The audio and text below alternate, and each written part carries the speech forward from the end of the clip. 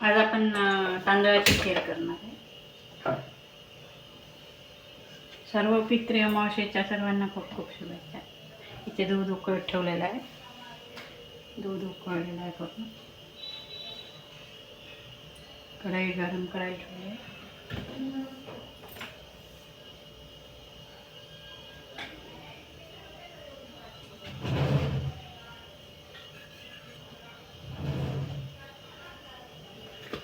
कढई तापल्यावर त्यात तूप घेऊन घेऊ आपण. एवढं तूप घ्यायचं.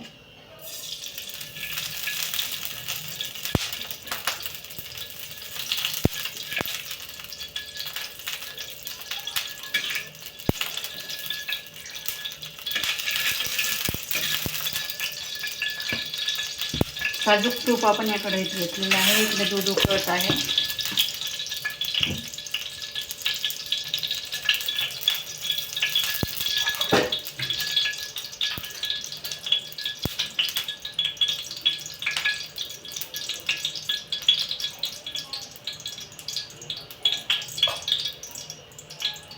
आता एवढे हे तांदूळ शिजवून ठेवलेले आपण.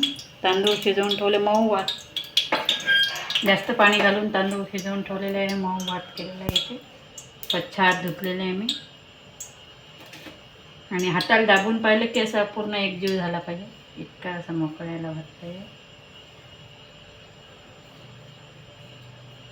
आणि गरम झालेल्या तुपात आपल्याला हे घालून द्यायचं.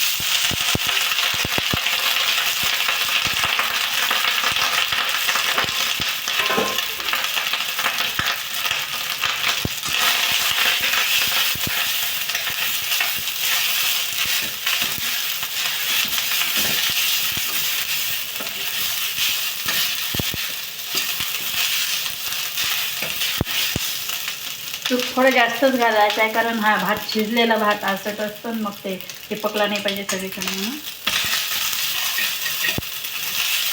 पूर्ण भाजला गेला पाहिजे म्हणून चांगलं तूप टाकायचं त्याच्यासाठी. शिजलेले तांदूळ भाजायचे.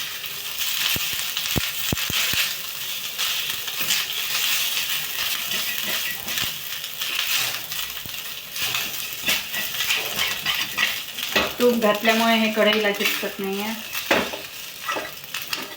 कढई चिटकत नाही आहे तूप घातलं की.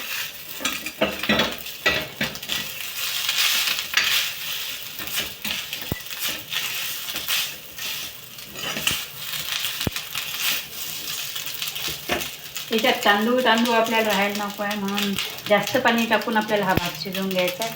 तसंच याच्यावरही खूप असं तुपात भाजून घ्यायचं आहे. तुपात भाजून घेऊ आपण नरम होईपर्यंत एकदा. आणि हे भाजीचा चमचा असतो खोलासाच घ्यायचा, म्हणजे असं ते त्यात मिक्स करता येते आपल्याला भाजता भाजता असं.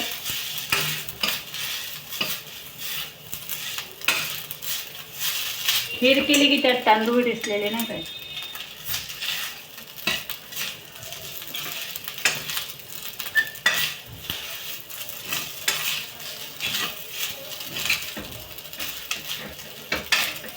अशा प्रकारे छान भाजून घेऊ आपण.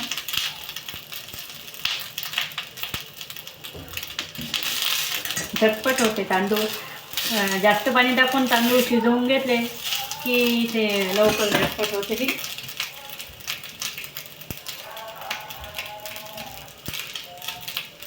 झटपट खीर करायची. अमावस्येला खीर पितृमोक्ष अमावस्येला पितरांना खिरीचा नैवेद्य महत्त्वाचा असतो. आपल्याला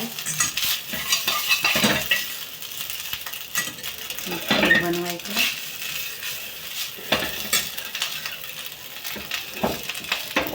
अशा प्रकारे अजून भाजू थोडीशी, कारण उकळी आल्यावर जास्त वेळ नाही ठेवायची आपल्याला म्हणून.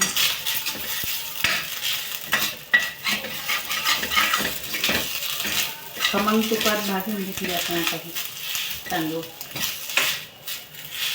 आसट शिजवलेला भात असं नरम नरम आसट.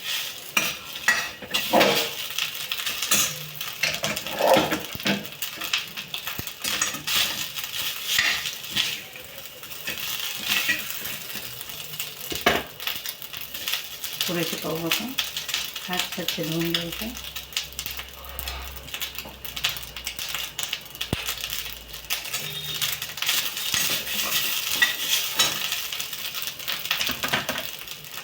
आता दूध पहिलेच जर दूध घातलं याच्यात तर आटून जाते ते आणि घट्ट होऊन येते, त्यामुळे पाण्याचा शिजतो मग आपण थोडंसं मोठा केला आहे. गॅस मोठा केला आहे मी. आता चांगलं 4-5 वेळेस भाजून घेतलं की गॅस मोठा करून द्यायचा आणि चमच्याने हे मिक्स करत राहायचं. पाणी टाकून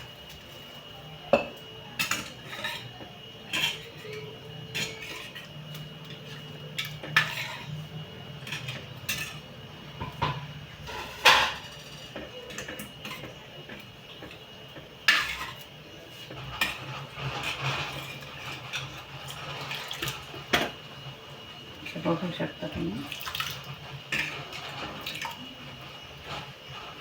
काही काही तांदूळ तुटलेले आहे याच्यातले आणि काही काही व्हायचे.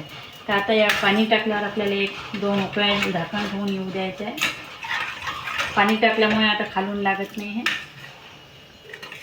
पहिलेच हलवत राहायचं आहे मिक्स करत, तेव्हाच खालून चिपकायचे. तूप जास्त टाकलं की चिपकत नाही. आता 2-3 वेळे एकजीव करून यावर झाकून ठेवून द्यायचं.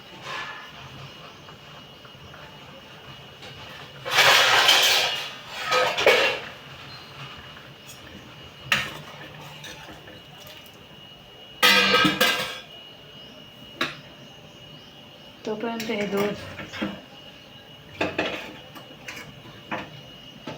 उकळलेलं दूध असलं की वेळ लागत नाही खीर करायला.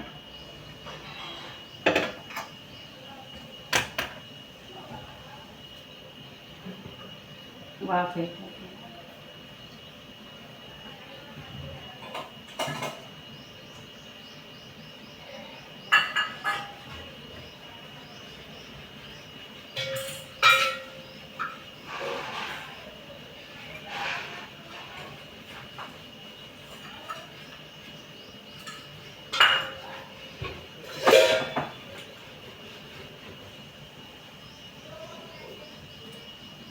हे साखरेमध्ये विलायची जायफळ बारीक करूनच ठेवलेलं आहे. आधी साखरेत असं वाटीभर साखरेत 10-15 विलायच्या आणि 1 जायफळ कुटून सगळं मिक्स करून ठेवून द्यायचं. म्हणजे 2-3 महिने आपल्याला काही गोड पदार्थ केले की त्यात टाकायला हे होते. ते हे आधीच करून ठेवलेले आहे जायफळ विलायची थोडं साखरेत मिक्स करून. ते हे वेळेवर घालायचे आहे कारण गरम याच्यात घातले की वास लागत नाही. हे नंतर घालू आपण. 2-3 उकळे आले की आपण बघून.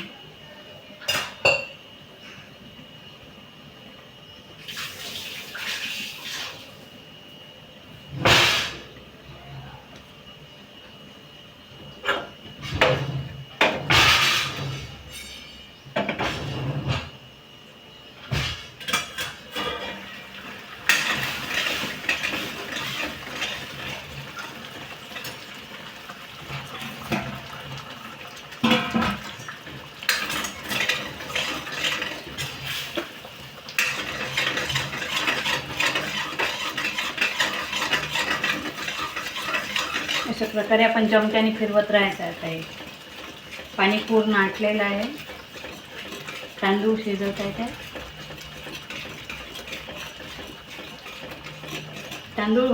तांदूळ भिजायला टाकून भाजून त्याची सुद्धा मिक्सरमध्ये बारीक फोड करून करू शकतो आपण. भाजल्या तांदूळाची मिक्सरमध्ये बारीक करून आणि शिजवलेल्या तांदूळाची वेगवेगळ्या प्रकारे टाकतो.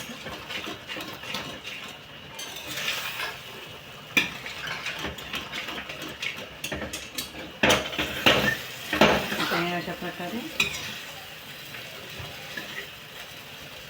शिजलेले तांदूळ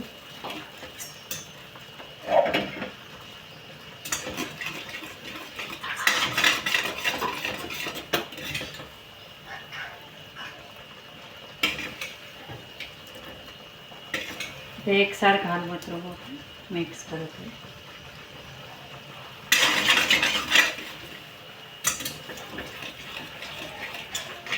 सारखं चमच्याने मिक्स करत राहा.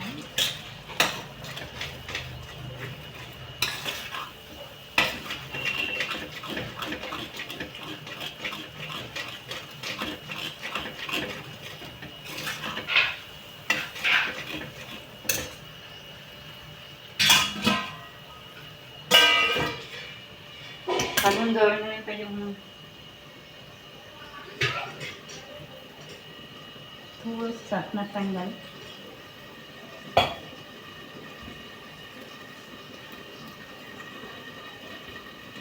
दूध घातल्यावर आपल्याला फक्त एकच उकळी आणायची.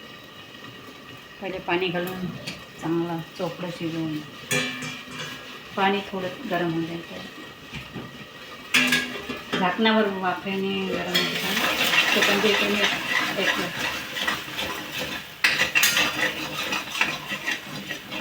जाडबुडाचीच कढई घ्यायची आहे करायसाठी. गंज कढई. पाणी झालेलं आहे.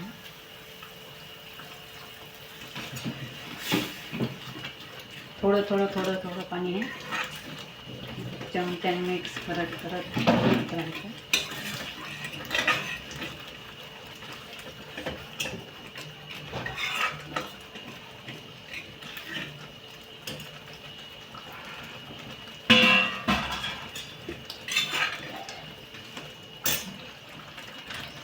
एवढंच पाणी घालायचं आपल्याला.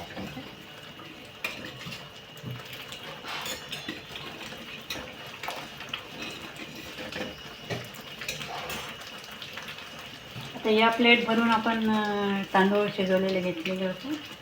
आता साखर.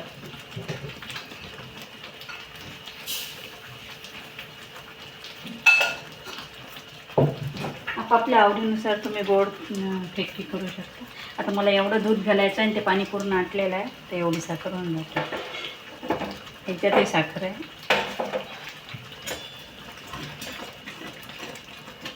एवढी साखर घालून घेऊ आपण आता. याच्यात थोडे थोडे मिक्स कर.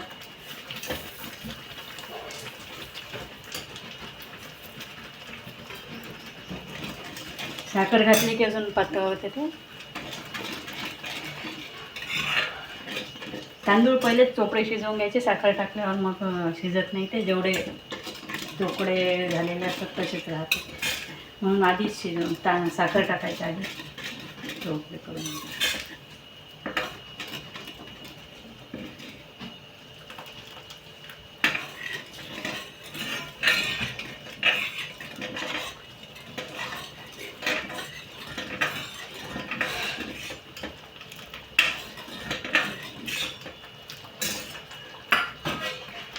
आता पाणी नाही घालायचं आहे. पाकावर साखर टाकल्यावर आता 2 उकळी देऊ.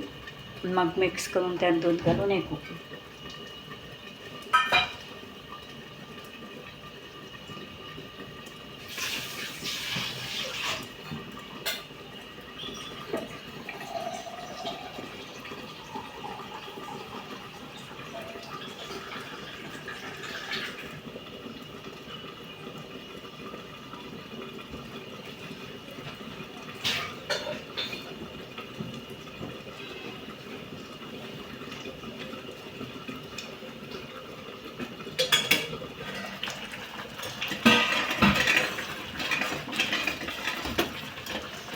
साखर घातल्यावर खालून हे मिक्स करत राहायचं आहे चमच्याने.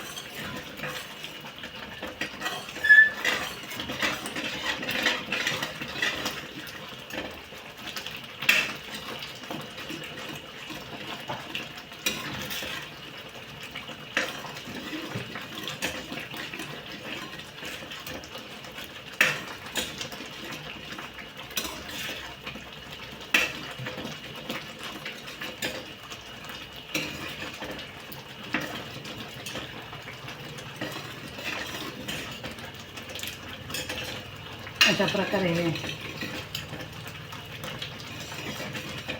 साखरेचा पाक झालेला आहे याच्यात आता खिरीमध्ये. आणि हे अशी दिसत आहे आता.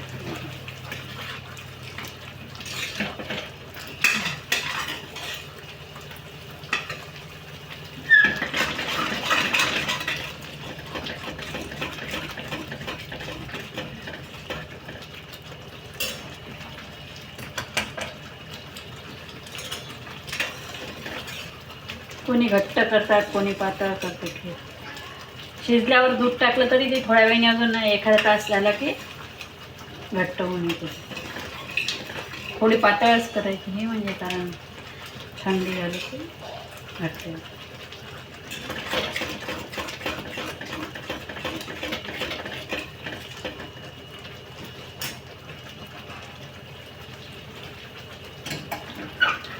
अशा प्रकारे खीर आता झालेली आहे. आणि आपण त्याच्यात थोडं थोडं घेऊन साई सगळं ठेवत होतं थोडं थोडं झालं. तर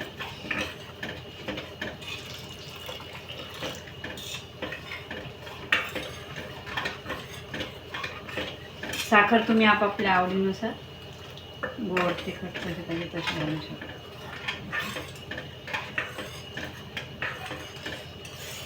आणि 2 उकळ्या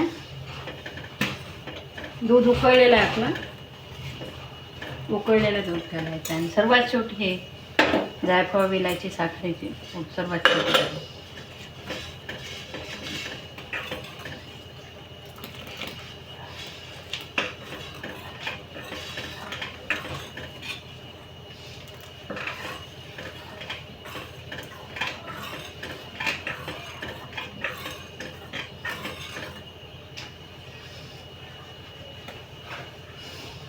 साखर घेताना बघून घ्यायचं, त्यात काळा वगैरे असते ते साफ करून घ्यायचं, कचरा असते.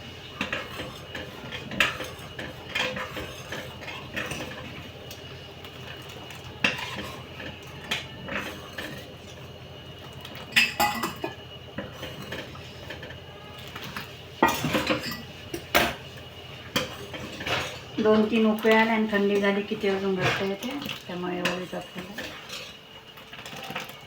2 उकळ्या अजून येऊ द्यायच्या. थोडं घालून घेऊ आपण.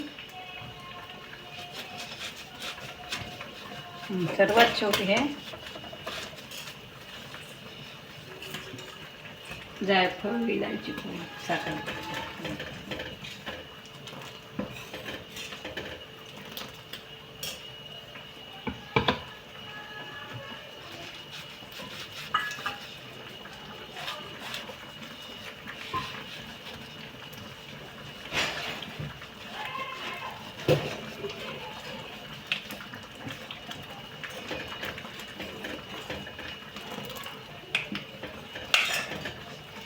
अशा प्रकारे आता खिरीला आपण 2 उकळ्या द्यायच्या.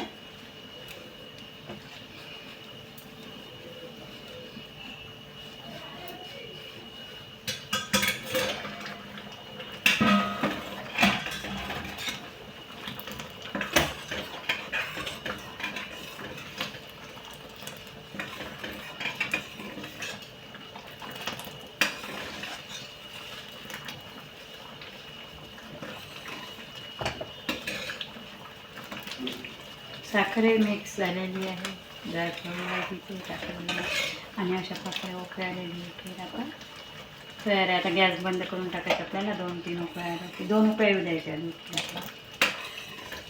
आणि आता जरी पातळ दिसत असली तरी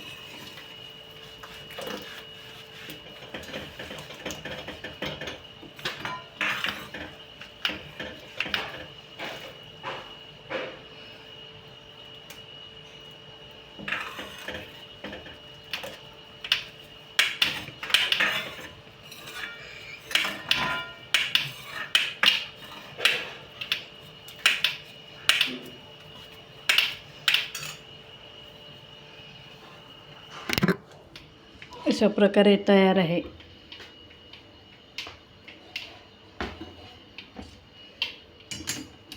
तांदळाची खीर. तर सर्व पितृ अमावस्येच्या सर्वांना खूप खूप शुभेच्छा. करून बघा खीर. Thank you very much.